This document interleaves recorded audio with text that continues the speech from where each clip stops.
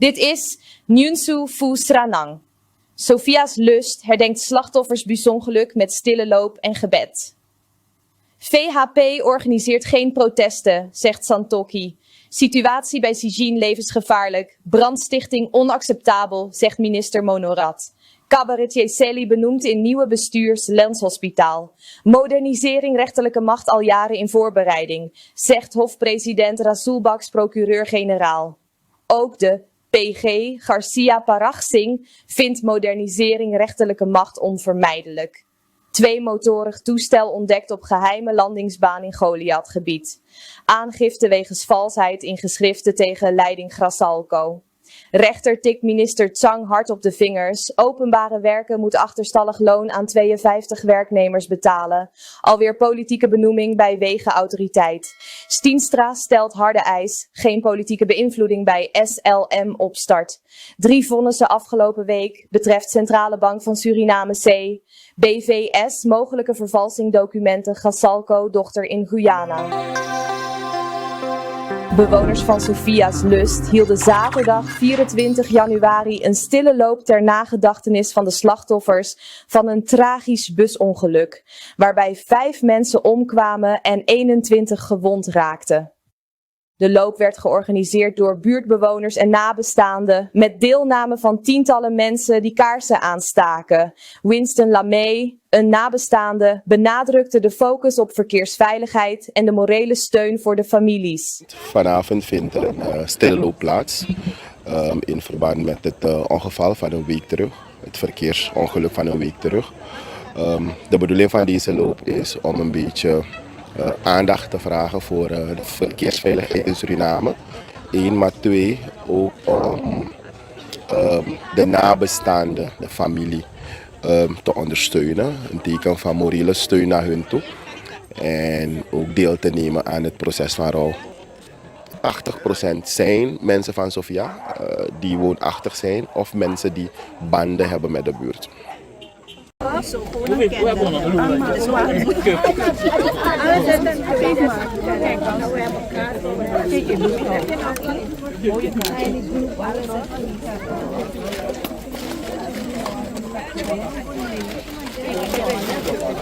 Heb je al eten mee?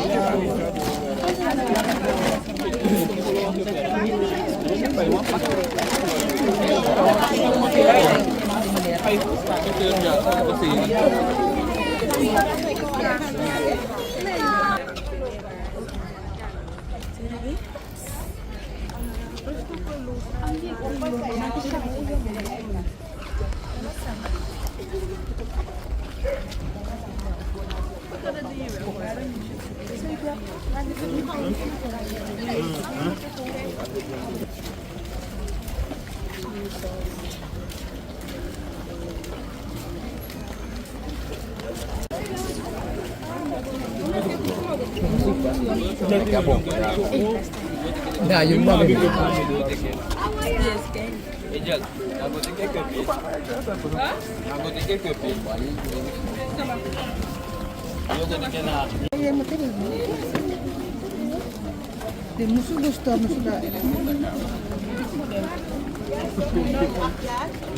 Jawel.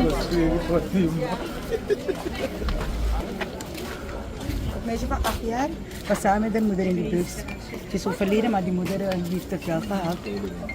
Zondag zal er een gezamenlijk gebedsmoment plaatsvinden op de plek van het ongeval. De overheid heeft verkeersdrempels aangelegd voor meer veiligheid. Voormalig president Chandrika Persat Santokhi zegt dat hij en de VHP geen protesten organiseren tegen de huidige regering. Hij benadrukt dat geruchten hierover op sociale media niet kloppen. Santokhi zegt dat er momenteel geen reden is om te protesteren en dat de taak van de VHP is om de regering te controleren. Wel geeft hij aan dat de VHP mensen kan mobiliseren als dat nodig is. Hij uit de kritiek op het regeringsbeleid en vraagt om dialoog met de samenleving. De mediavoorziening is nu social media. Alles wordt via social media. Goede berichten, slechte berichten, framing. Dus we hebben het ook ontzenuwd dat het niet waar is. Het is in die social media gaan, maar ja, er wordt zoveel daar gezegd, waar soms de burger ook niet weet wat ze moeten geloven, wat ze wel moeten geloven. Maar heeft u de VHP zo gekend de afgelopen 77 jaar? Heeft u Tjan zo gekend de afgelopen 77 jaar of afgelopen jaar? Dat we bezig zijn. We kennen onze kracht. We kennen onze kracht als wij moeten mobiliseren. Het is plein te klein. Het is plein te klein om te mobiliseren. Maar waartegen gaan we mobiliseren? Regeren omdat u geen planning gepresenteerd, gaan we protesteren nu? Omdat u geen visie heeft, gaan we daartegen protesteren? Omdat u de Monicarta en al die sociale voorzieningen afgezegd, gaan we daartegen protesteren? Nee, wij zijn er om die regering ter verantwoording te roepen op verschillende momenten. Maar tegelijkertijd zeg ik, daar waar in de samenleving er personen zijn, groepen zijn die merken dat de regering niet opkomt voor hun belangen, dat de mensen nu systematisch achteruit gaan qua koopkrachtversterking, dat die mensen wel het recht hebben om hun stem te laten horen. En of ze dat op een georganiseerde wijze willen doen, of ze dat met een vakbond moeten doen, dat is een democratisch recht. Ik heb ook als president 3 maanden na mijn aantreden protesten gehad. Ga democratisch ermee om. Ik heb dialoog geïntroduceerd. Ga met hen praten. Luister naar hen. Ga met hen samenwerken in de vorm van dialoog. Ik heb dialoog gehad met vakbonden. Ik heb tripartite overleg gehad. Na die geweldige en agressieve protestdemonstratie hebben we dialoog ingezet. Ga praten. Maar ga niet wegwijven van jullie moeten niet protesteren. Noem maar op. Nee, protesteren is een democratisch recht. En aan de andere kant, daar waar de VHP een bijdrage kan leveren ter versterking van die democratie. Daarvoor zijn we als partij, daarvoor zijn we al 77 jaar. Minister Harish Monorat van Justitie en Politie betreurt het dodelijke voorval bij Zijin Rosebel Gold Mines in Brokopondo, waar een 26-jarige illegale goudzoeker is overleden. Hij wijst op de gevaarlijke situatie op het mijnterrein door illegale goudzoekers. Monorat benadrukt dat het mijnbedrijf zich aan regels houdt en werkgelegenheid biedt, maar dat het binnendringen levensgevaarlijk is. Na het dodelijke ongeluk ontstonden er ongeregeldheden, waarbij bezittingen van het mijnbedrijf in brand werden gestoken. De politie en het leger zijn ingeschakeld om de veiligheid te waarborgen. Monorat benadrukt dat geweld nooit een oplossing is en dat er op termijn gesprekken moeten komen voor een middenweg. Minister André Mizikaba heeft op 23 januari het nieuwe bestuur van de stichting Slens Hospitaal officieel geïnstalleerd. Een opmerkelijke naam in het bestuur is cabaretier Sally the Rising Star, ook bekend als Rubesh Kartopaviro. Tijdens de bijeenkomst werden de statuten van het ziekenhuis besproken, evenals de verantwoordelijkheden van de voorzitter en de noodzaak van veranderingen in de organisatie. Slans Hospitaal is belangrijk voor moeder- en kindzorg en heeft een lange geschiedenis in de Surinaamse gezondheidszorg. Het bestuur is benoemd van 1 november 2025 tot 1 mei 2026. Sally Karto is recent benoemd tot lid van het bestuur van Slans Hospitaal in Suriname. Haar benoeming heeft gemengde reacties uitgelokt op sociale media, met zowel felicitaties als kritiek, vooral gericht op haar achtergrond. Sally reageerde op Facebook, waarin ze haar motivatie en ervaring toelichtte. Ze beschouwt kritiek als een bron van kracht en voelt zich niet verplicht om zich te verantwoorden, maar vond het belangrijk om duidelijkheid te geven over haar inzet. Sally heeft bijna 15 jaar ervaring als verpleegkundige en heeft aanvullende opleidingen gevolgd. Naast haar zorgwerk is ze actief als theatermaker. Ze merkt op dat persoonlijke kenmerken niet relevant zouden moeten zijn voor haar deskundigheid. Tevens pleit ze voor meer onderling respect en ondersteuning in de samenleving en is vastberaden om haar bijdrage aan de zorgsector te blijven leveren. PL-topman Bronto Somoharjo heeft gereageerd op de benoeming van Sally in het bestuur van de stichting Slans Hospitaal. Hij benadrukt dat mensen in Suriname vaak te snel worden beoordeeld op hun identiteit in plaats van hun bijdrage. Somoharjo vindt dat kritiek normaal is, maar ontmenselijking hoort niet in het publieke debat. Hij benadrukt de waarde van respect en verantwoordelijkheid. Sally is voorgedragen op basis van haar betrokkenheid en capaciteiten en hij vindt dat dit de juiste criteria zijn. Hij wijst ook op de problemen in de zorg en benadrukt dat verplegers beter ondersteund moeten worden met bestuurders die zorg waarderen. Ook onderwijs is belangrijk voor de toekomst en hij is in gesprek met vakbondsleiders over dit onderwerp. President van het Hof van Justitie, Iwan Rasulbaks, benadrukte tijdens het congres Modernisering van de rechterlijke macht dat de modernisering geen plotseling initiatief is, maar het resultaat van jaren van hervormingen en investeringen. Hij stelde dat Suriname zich op een historisch kruispunt bevindt, wat vraagt om fundamentele beslissingen voor de rechtspleging. De heer voorzitter, fractieleiders, parlementariërs, rechters, vervolgingsambtenaren, advocaten, geachte genodigden. De aanleiding van dit overleg heden lijkt te zijn ingegeven en ontsproten uit de initiatiefwetten over de rechterlijke macht. Lijkt, zeg ik. Ik vermoed dat dit juist de trigger was. De trigger die ons vandaag heeft gebracht naar hier. En we zijn blij met deze trigger. We gaan het continueren, voorzitter Diana. Dit vraagstuk wat we hier gaan bespreken, in feite zouden we dit in 1975 moeten doen, 25 november of daarvoor. Zo lang wachten wij op dit moment om over fundamentele dingen te praten van de rechtsstaat Suriname. Maar we hebben een goed begin gemaakt, voorzitter. Het is een goed begin en ik ben blij ermee. Het vraagstuk ligt een beetje dieper. En we zijn gelukkig tot het besef gekomen als wetgevende macht en rechterlijke macht dat we met elkaar in overleg moeten treden. Het ligt dieper omdat we een verouderde organisatiewet hebben voor de rechterlijke macht. Dateert van 1869, eventjes gereviseerd in 1936. En daar werken we nog steeds mee. Niet slagvaardig. Ontwikkeling tegenhoudend. Wat moet men dan verwachten van een rechterlijke macht die probeert met al de mogelijkheden, de wet mag er zijn, maar wij als rechters proberen op onze manier goede invulling te geven aan zaken. Geef me 10 goede rechters, officieren, advocaten en ik maak uit het verouderd systeem het beste. Dat proberen we te doen. De verouderde organisatiewet laat geen ruimte voor slagvaardigheid en uitbouw van en binnen de rechterlijke organisatie, maar ook de parketorganisatie niet. Het Hof realiseerde zich dat reeds in 2003, tijdens een sit-down actie van 10 dagen in de mantel, heeft de rechterlijke macht, in elk geval de zittende magistratuur, heeft het werk voor 10 dagen neergelegd. Ik weet niet wie zich dat nog kan heugen, misschien Carlo jij. Maar we hebben 10 dagen lang gewoon niet gewerkt. En het was één groot probleem, want de executieve is ermee komen bemoeien. En toen hebben we een draft gepresenteerd van ontwikkelingsrichting voor de rechterlijke macht. We kwamen klem te zitten met 9 rechters.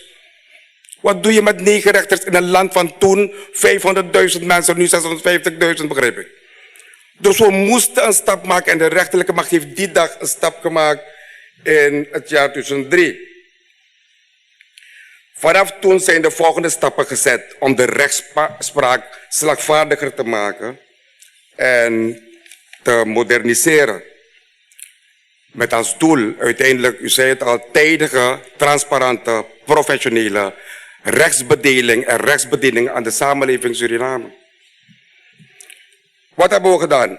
We zijn gelijk na 2003 een samenwerking aangegaan met de Raad voor de Rechtspraak in Nederland. Dat was 2008. En dat ter ondersteuning van de gedachte om verder te bouwen aan de modernisering en de ontwikkeling. Want we konden niet op 9 rechters blijven, we moesten naar meer. We hebben toen capaciteitsuitbreidingstrainingen en opleidingen gedaan. radioopleiding, tweede, want ik kom uit de eerste. De eerste radioopleiding succesvol is geweest van 1993 tot 1998. En toen kon de direct Suratan en mijn persoon nog geen rechter worden. We waren 28, 29 jaar toen. Je moest 30 zijn. In elk geval, we komen uit de eerste radioopleiding. En de tweede is daarop gevolgd van 2003 naar 2008. Die heeft ook een paar rechters opgeleverd. Derde radioopleiding, 2009, 2014. Vierde radioopleiding, 2023, 2025. Vijfde radioopleiding, 2024, 2026. Specifiek gericht op civiele recht. Zoveel radioopleidingen in feite vanaf 2003 heeft opgeleverd, maar tot nu toe 31 rechters. Het is schaars om juristen te vinden om op te leiden tot rechter. Je kan een jurist niet zo plukken en zeggen, ga de hamer hanteren en maak een vonnis. En geef een oordeel, wees maatschappelijk georiënteerd, etc. etc. Een gedegen opleiding één stuk door. In het door 1, 2, 3. Elke opleiding heeft 8, 5. En de inschrijving was misschien 20, 30. Radioraadvoorzitter weet het ongeveer. Maar wat uiteindelijk echt overblijft is heel weinig. Nu hebben we de vierde radioopleiding. Is afgerond per 1 december. En die voordrachten voor die 16 mensen die succesvol het traject hebben doorlopen. Dat komt in deze dagen daar. De executieve voor de verdere het proces tot benoeming. Zonder capaciteit is niks mogelijk. Zonder 2 dingen is niks mogelijk. Zonder capaciteit en zonder geld. Gewoon niks mogelijk. Je kan 100 rapporten, 100 gedachten, 100 ideeën hebben. Het zal niet lukken. If inaba money, inaba libisma fudwauroko. Anodoro. Wat hebben we nog meer gedaan?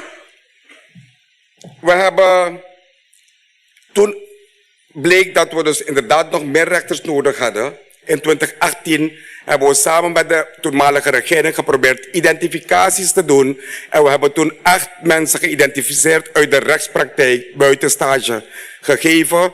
En binnen een jaar waren de mensen ook gereed om rechters te zijn. En ze zijn nu nog steeds rechters in het gebeuren. We hebben met die 31 rechters die we op enig moment hadden, en dat, ik denk dat dat in 2022 het geval was, konden we tellen 31. Hebben we een begin kunnen maken met de decentralisatie van de rechtspraak naar een paar andere districten dan Nikeri en Paramaribo alleen. We zijn gegaan naar Brokopondo en ook naar Marowijnen. We hebben daar de small claims courts een beetje ingesteld. En natuurlijk met capaciteitsaanwas zullen we dat uitbreiden naar andere districten. Maar ook in gemeenschappen die een beetje crowded met elkaar zitten, gaan we de kantonrechten daar brengen om small claims te doen. Bedenk het volgende alsjeblieft. Binnen 10 jaar, die 31 rechters, binnen 10 jaar, vanaf vandaag, zijn 16 van die rechters gepensioneerd. Binnen 15 jaar zijn er op 5 van de huidige rechters na allemaal gepensioneerd. Is niet gek lang na hierna, 15 jaar, is die hele generatie een nieuwe op 5 rechters na van dit hof op dit moment. Er zijn ook institutionele stappen gezet, zoals de vaststelling van een gedragscode en de wijziging van de comptabiliteitswet. Rasool Baks noemde het belang van sterke besluitvorming en riep deelnemers op het gesprek voor te zetten voor een toekomstbestendige rechtsstaat. De modernisering van de rechterlijke macht is essentieel om de rechtsstaat toekomstbestendig te maken, aldus procureur-generaal Garcia Paraxing. Ze benadrukt dat veranderingen nodig zijn door maatschappelijke ontwikkelingen en complexere criminaliteit. Het congres Modernisering van de rechterlijke macht biedt een platform voor concrete inzichten en stappen naar een moderne rechtspleging. Paraxing noemt de uitdagingen wereldwijd vergelijkbaar en stelt dat hervormingen moeten passen binnen nationale tradities. Een centraal thema is de mogelijke oprichting van een derde rechterlijke instantie die zorgvuldig moet worden overwogen. Tevens benadrukt ze het belang van kwaliteit en samenwerking binnen het Openbaar Ministerie. Ze roept deelnemers op om actief bij te dragen aan het debat voor een effectieve rechterlijke macht. De politie heeft een man, MJ, aangehouden na bedreigingen aan het adres van zijn partner en kinderen. Na een avond uit was hij agressief en stormde hij door de woning waar hij vernielingen aanrichtte. Hij bedreigde zijn gezin en dreigde de woning in brand te steken. Hij is in verzekering gesteld door het Openbaar Ministerie. Advocaat Dirk Feira is gedagvaard door het Openbaar Ministerie, OM, en moet op 5 februari 2026 voor de strafrechter verschijnen. De aanklacht betreft belediging van een politieambtenaar en bedreiging met een misdrijf tegen het leven. Dit volgt uit incidenten begin januari op een politiebureau in Paramaribo, waar Feira na een gewapende confrontatie met een brigadier werd aangehouden. De rechtercommissaris verlengde zijn aanhouding, maar het Hof van Justitie oordeelde op 19 januari dat Feira vrijgelaten moest worden. De zaak wordt op 5 februari verder behandeld. Diep in het Goliathgebied is op zaterdag 17 januari 2026 een illegaal vliegtuig ontdekt door het Justitieel Interventieteam, JIT, tijdens een verkenningsoperatie. Het betrof een tweemotorig vliegtuig op een niet geautoriseerde landingsbaan, goed verborgen onder takken. Het vliegtuig kon pas op woensdag 21 januari 2026 worden afgevoerd naar Paramaribo met hulp van de luchtmacht. In de omgeving werden jerrycans met vliegtuigbrandstof gevonden, wat wijst op voorbereidingen voor illegale luchtoperaties. Controles in het binnenland blijven doorgaan om georganiseerde criminaliteit tegen te gaan.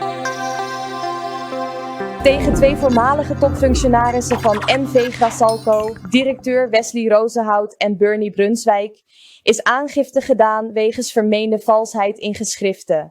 De aangifte werd op 19 januari 2026 ingediend en betreft een mogelijke overtreding van het Surinaams Wetboek van Strafrecht. Details over de vervalsing zijn nog niet bekendgemaakt. Brunswijk ontkent de beschuldigingen en zegt dat de aangifte te maken heeft met een raadsbesluit dat volgens de indiener niet in het digitale systeem van Grassalco te vinden is. Hij stelt niet verantwoordelijk te zijn voor het invoeren van documenten in dit systeem. Brunswijk maakt foto's van officiële ondertekeningen als bewijs en heeft de fysieke documenten in archieven. Hij is verontwaardigd en roept op tot rectificatie van zijn naam. De huidige president-commissaris, Berto Sampi, heeft nog niet gereageerd op de zaak. De rechter heeft het ministerie van Openbare Werken Ruimtelijke Ordening, OWRO, veroordeeld om achterstallig loon te betalen aan 52 werknemers van de Bond Personeel Openbaar Groen en Afvalbeheer, BPOGA. Deze werknemers wachten al maanden op hun geld. Het vonnis van 18 december 2025 verplicht OWRO om 10.847 Surinaamse dollar per werknemer uit te betalen over juli 2025 plus 6% rente. De rechter bevestigde de dienstbetrekking van de werknemers, wat betekent dat zij recht hebben op loonbetaling zonder bureaucratische problemen. Daarnaast moet de staat de proceskosten betalen. De bond wijst erop dat het ministerie eerder beloofde het loon te betalen, maar dit niet deed. De advocaat van de werknemers heeft de minister opnieuw gesommeerd om snel te betalen en hen weer aan het werk te zetten. BPOGA waarschuwt dat als de staat niet voldoet, executiemaatregelen kunnen volgen. De advocaat Ravena Gogli moet maatregelen nemen tegen de staat Suriname voor de uitbetaling van achterstallig loon aan 52 werknemers van het ministerie van Openbare Werken.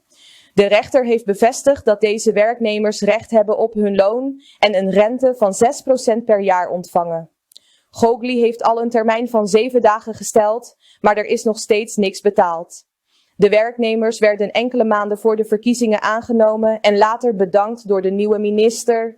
Gogli beschouwt dit als politieke rancune. Er is vonnis gewezen waarbij de staat is veroordeeld om te betalen. Achterstallig maandloon. Ik heb dan een sommatiebrief gericht naar de minister in deze, de minister van Openbare Werken en Ruimtelijke Ordening. Hij heeft dus aangegeven dat ik me moet aanwenden tot de administratie in deze. Dus hij heeft wel aangegeven dat hij wel bereid is het achterstallige loon te betalen. Maar met mij gaat het meer om De kantonrechter in kort geding heeft dus geoordeeld dat er wel sprake is van een rechtsgeldige dienstbetrekking tussen de staat en die 52 werknemers. Op basis van de gegeven werkgeversverklaringen en SZF medische kaarten. De kantonrechter heeft aangegeven dat er sprake van een opgewekte vertrouwen tijdens de staat.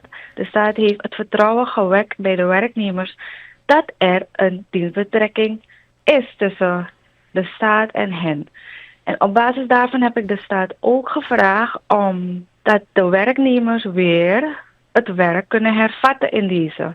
En op mijn sommatie ten aanzien van het tweede onderdeel, dus werkhervatting, heeft de staat dus aangegeven dat hij zijn medewerking niet zal verlenen in deze. En dat hij verwijst naar zijn eerdere schrijven dat er geen sprake is van een rechtsgeldige dienstbetrekking. Dus dat is het verweer van de staat ten aanzien van hervatting. Ik heb hem een termijn gegeven van 7 dagen. Hij heeft me verwezen aan de administratie. Ik heb dat ook gedaan, maar tot heden niet. Is niet binnen 7 dagen. Er is wel een wettelijke rente van 6% per jaar door de rechter gelast. Maar we gaan echt niet een jaar of jaren wachten. Ik ga dan, de termijn is verstreken, dus ik ga executiemaatregelen moeten treffen tegen de staat en dat is onder andere beslaglegging. Zij geven aan dat ze slachtoffer zijn geworden van politieke rancune. Maar kijk, dat maakt helemaal niet uit. Die mensen hebben gewerkt. Ze hebben gewerkt en ze zijn nog steeds bereid te werken in deze. Er was een enorme vraag aan onderhoudswerkzaamheden. Ze hebben ook hun diensten verricht in verband met de inauguratie van de president ook. Dus de behoefte bestond toen. Dus op basis daarvan.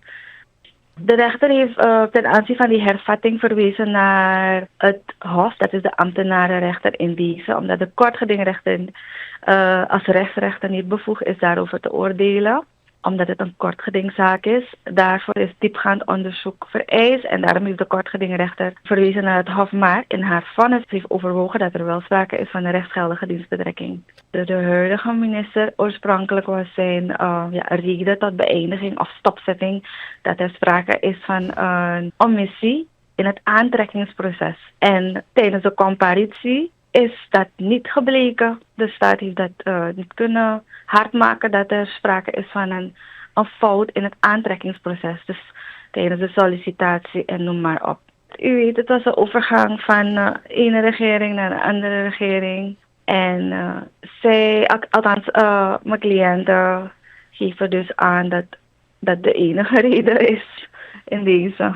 Het werk hebben ze correct uitgevoerd. Er is geen probleem met de feitelijke werkzaamheden. Ze zoeken maar een reden, omissie, dan een fout daar, dan een fout hier. En dan zij zijn de mening toegedaan en ik ook dat het gewoon politieke rancune is. Ze hebben ook schulden.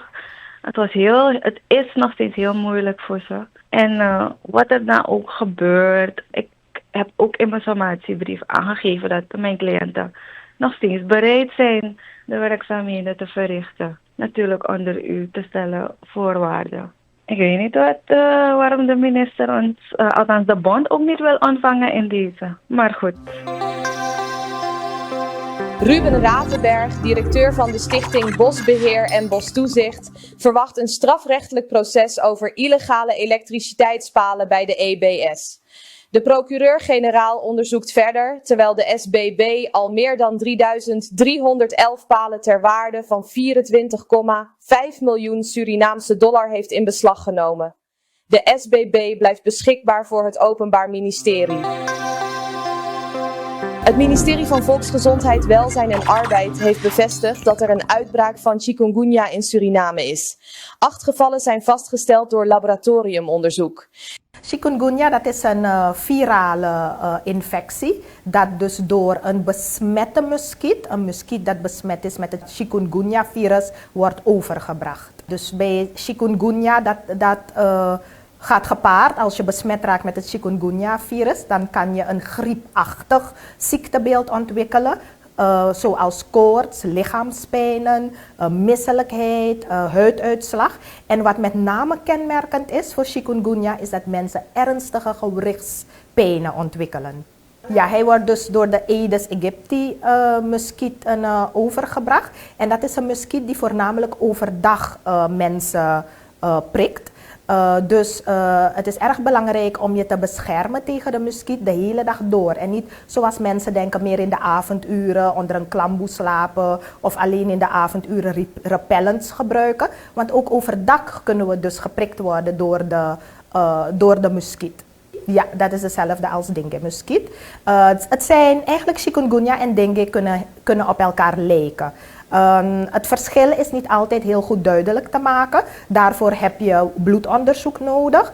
Omdat bij dengue weten we dat het gevaar bij dengue is dat de bloedplaatjes erg laag kunnen worden en mensen daarbij ernstige bloedingen kunnen krijgen. Terwijl bij chikungunya is het met name de gewrichtsproblemen die op de voorgrond zijn.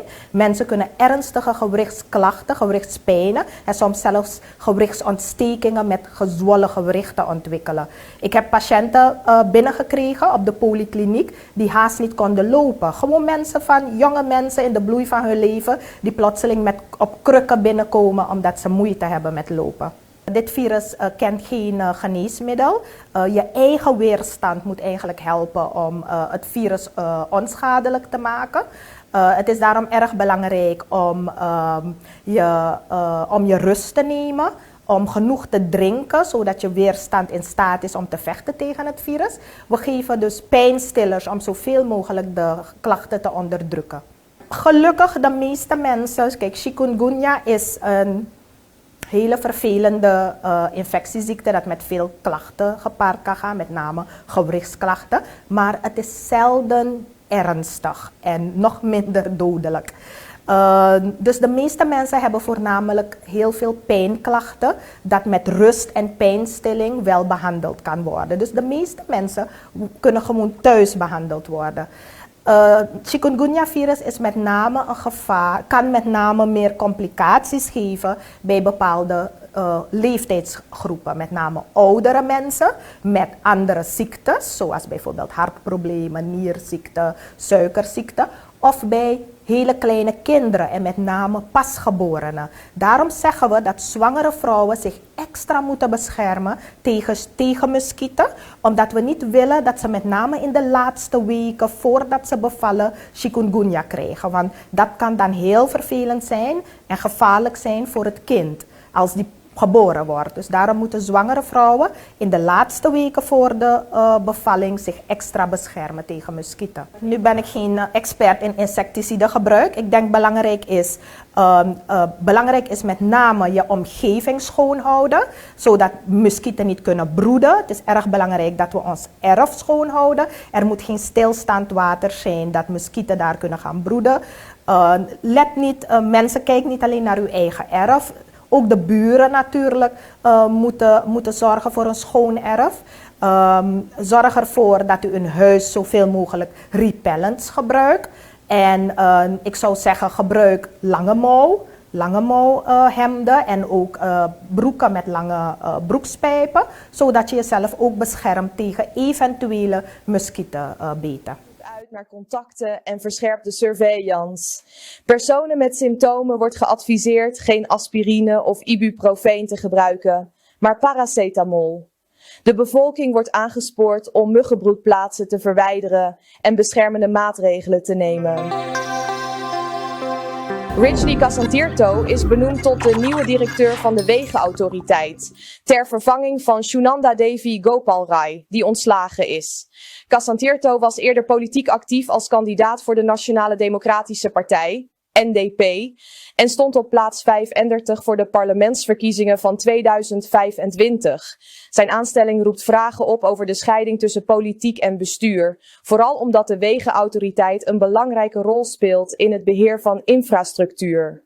Gopal Rai werd ontheven na ongegronde aantijgingen en had meer dan 20 jaar ervaring in de overheid, terwijl Casantirto minder bestuurlijke ervaring heeft. Oud-SLM-piloot en luchtvaartdeskundige Romeo Stienstra wil alleen samenwerken aan de toekomst van de Surinaamse luchtvaartmaatschappij SLM via een onafhankelijke opstartcommissie. Deze commissie moet vrij zijn van politieke invloeden en gericht zijn op deskundigheid en transparantie. Eerder had Stienstra contact met het kabinet, maar na het stellen van zijn voorwaarden werd het gesprek stopgezet. Hij verduidelijkt onafhankelijk, met openheid over besluiten, geen politieke inmenging en bescherming voor professionals. Stienstra stelt dat herstel van de luchtvaart in Suriname alleen mogelijk is zonder politieke controle. Hij waarschuwt voor problemen met internationale regels en stelt dat zonder onafhankelijk toezicht de toekomst van SLM onzeker is. Ruben Ravenberg, de directeur van de Stichting voor Bosbeheer en Bostoezicht, SBB, is door de rechter in het gelijk gesteld tegen ex-bestuursleden Kees Joerawan, Raif Ramjan, Mahender Kumar Pershat en Ben Woodley, die zijn ontslag eisten. Ze vroegen ook om terugdraaiing van besluiten, zoals het onderbrengen van de afdeling export onder Ravenberg. De rechter wees hun vorderingen af. Er zijn nog 3 vonnissen aan te komen, waaronder een zaak van de ontheven manager export. De oud-bestuursleden willen Ravenberg ontslaan en hem 5 jaar verbieden om een toppositie te bekleden. Een uitspraak hierover is gepland voor 12 februari. De vooruitstrevende hervormingspartij VHP vierde op 16 januari haar 77-jarig bestaan. Voorzitter Chan Santokhi sprak over de geschiedenis, prestaties en uitdagingen van de partij en bekritiseerde het stopzetten van het Royalties voor Iedereen RVI-programma, dat 60.000 Surinamers invloed op olieinkomsten gaf. Beste broeders en zusters, het is de VHP geweest die voor het eerst in de geschiedenis van Suriname ervoor gezorgd heeft dat de burgers rechtstreeks kunnen meedelen in de opbrengsten van onze natuurlijke hulpbronnen en in dit geval de olie. Het zogeheten RVI-programma Royalties voor Iedereen. En tot en met 27 juni 2025 hebben meer dan 3300 personen boven 100 jaar, personen boven 90 jaar, personen boven 80 jaar, hebben gebruik gemaakt van deze mogelijkheid en hun geld ontvangen waarop ze aanspraak maken. En 62.000 Surinamers hebben zich geregistreerd. Mijn mensen, wie durft te beweren dat VHP niet aan de kant van de gewone burger staat, is bewust kwaadaardig bezig. Helaas, het is dan ook een grote schande dat dit programma is stopgezet en dit recht aan het volk is ontnomen. Maar we zijn er als VHP en we zullen door blijven vechten dat dit recht toekomt aan elke burger van Suriname. En deze strijd gaan we leveren als partij, vanuit onze interne organisatie, vanuit de Nationale Assemblée en zorg dragen dat we dit recht weergeven aan het volk van Suriname. Maar ook op andere gebieden zullen wij samenwerken voor onze burgers in alle rust en geduld, zodat wij de volgende keer beter en effectiever kunnen doen. Wij zijn niets voor niets 77 jaar, met 77 jaar diepe kennis en 5 jaar presidentiële regeerervaring. Lobby Brada, hervormingen is voor ons nooit alleen economisch. Het is vooral sociaal. De AOV is 4 keer verhoogd. En onze senioren met meer zekerheid en waardigheid tegemoet getreden. Met het koopkrachtversterkingsprogramma en ons Monicarta-systeem ondersteunen we sociaal minder draagkrachtigen, wat nu voor velen onzeker is geworden. Onze studenten zijn bijgestaan via studietoelagen, zodat onderwijs bereikbaar wordt voor elke student, ongeacht jouw afkomst en de plaats van jouw geboorte. Jammer genoeg is ook dit programma gestopt. Gezinnen zijn ondersteund geworden met affordable housing programma's, met de hoop op een eigen woning en op perceel. En duizenden burgers hebben hiervan gebruik gemaakt. Helaas is dit ook gestopt. Vele burgers hebben zekerheid gekregen over hun grondhuurpercelen via grondconversie. Zekerheid gekregen dat niemand hun grond ooit meer afpakt. En ook dit is gestopt. Hetgeen zorgt voor veel rechtsonzekerheid. Hetgeen geen lening is. En dat is het onjuiste verhaal wat men vertelt. Hetgeen geen lening is, maar is een belegging bij een commerciële instelling. De Hakerenbank, waarbij u uw belegging kunt vasthouden en daarvoor nog een extra beloning krijgt. Of u kunt het direct in een cashen. En heel wat mensen hebben dat gedaan zonder dat er 1 cent van de staat Suriname daarbij komt. Met als garantie de toekomstige, een deel van de royalties van de olieinkomsten in 2028. Hetgeen ook gegarandeerd is voor de komende jaren. Santokhi beloofde te vechten voor herstel van dit recht en verbetering van andere sociale initiatieven. Hij benadrukte de verantwoordelijkheid van de partij bij het oplossen van politieke en economische problemen. Santokhi sloot af met een oproep tot eenheid en waakzaamheid en meldde dat de verkiezingsevaluatie binnenkort besproken wordt met partijstructuren. Oud-governor van de Centrale Bank van Suriname, Robert van Tricht, is in hoger beroep veroordeeld tot 6 jaar cel. Hij krijgt ook een boete van $500.000 Surinaamse dollar of 16 maanden cel. Van Tricht zat eerder van 6 februari 2020 tot 7 november 2022 in voorarrest. Hij moet samen met zijn zakenpartner Ashwin Angnu €625.000 terugbetalen. Hun gebouw wordt aan Van Tricht teruggegeven. Het Hof van Justitie heeft 19 januari 2026 vonnis gewezen in de zaak tegen Faranas Housil en Ginmardo Kromosuto, verbonden aan de Centrale Bank van Suriname. Kromosuto kreeg 4 jaar cel en een boete van $150.000 Surinaamse dollar. Housil kreeg 2 jaar cel en een boete van $100.000 Surinaamse dollar. De rechter sprak van grootschalige corruptie. Het Hof van Justitie heeft op 19 januari 2026 een derde vonnis uitgesproken in de zaak rondom de Centrale Bank van Suriname. Ashwin Angnu, de zakenpartner van oud-governor Robert van Tricht, kreeg 4 jaar celstraf en een boete van $150.000 Surinaamse dollar. Hij heeft 2/3 van zijn straf al uitgezeten. Het Hof oordeelde dat Angnu en Van Tricht €625.000 aan de staat moeten terugbetalen. Het Hof van Justitie heeft op 19 januari 2026 oud-minister Gilmore Hoefdraad veroordeeld tot 10 jaar gevangenisstraf, een verlaging van de vorige 12 jaar.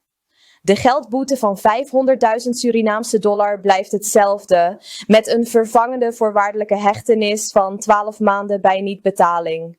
Het strafrechtelijk onderzoek wordt voortgezet. Hoefdraad was niet aanwezig bij de uitspraak. President-directeur van Grassalco, Wesley Rozenhout, en de toenmalige president Chan Santokhi hebben de opening van Guysure verricht. Er zijn zorgen over de oprichting van Guysure Aggregate and Sand Inc., een dochteronderneming van Grassalco in Guyana. Documenten tonen aan dat 5 personen als aandeelhouders staan vermeld, wat vragen oproept over de eigendomsstructuur. Er zijn onregelmatigheden ontdekt tijdens een intern onderzoek naar de administratieve verwerking van documenten. Rozenhout is op non-actief gesteld vanwege een onderzoek naar de verdwijning van goud bij Grassalco. Natasha Kalo is benoemd als gedelegeerd commissaris om toezicht te houden totdat er een nieuwe leidinggevende is. Een quickscan van de organisatie is ook aan de gang.